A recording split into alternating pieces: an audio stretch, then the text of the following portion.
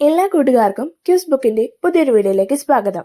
ഇന്നത്തെ വീഡിയോയിൽ നമ്മൾ ഡിസ്കസ് ചെയ്യുന്നത് കുറച്ച് ജനറൽ നോളജ് ചോദ്യങ്ങളും അവയുടെ ഉത്തരങ്ങളുമാണ്. അപ്പോൾ നിങ്ങൾക്ക് ഈ വീഡിയോ ഇഷ്ടപ്പെട്ടാൽ ഈ വീഡിയോ ലൈക്ക് ചെയ്യാനും സബ്സ്ക്രൈബ് ചെയ്യാനും മറക്കല്ലേ. അപ്പോൾ നമുക്ക് വീഡിയോയിലേക്ക് കിടക്കാം. ഇന്ത്യയിലെ ആദ്യത്തെ ധനതത്വ ശാസ്ത്ര ചിന്തകൻ എന്നറിയപ്പെടുന്നത് ആര്? ദാദാഭായ് നവറോജി.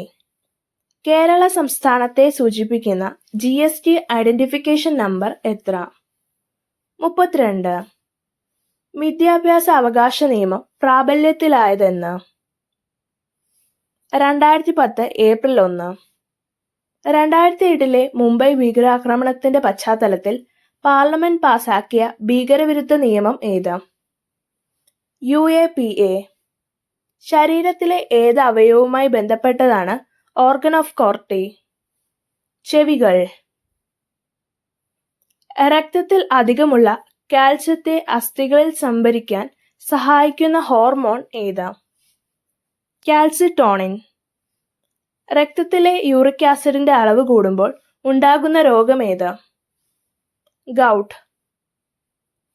ക്ഷീരപഥ കേന്ദ്രത്തെ ഒരു പ്രാവശ്യം വലം വയ്ക്കാൻ സൂര്യൻ എടുക്കുന്ന സമയം അറിയപ്പെടുന്നത് ഏതു പേരിൽ?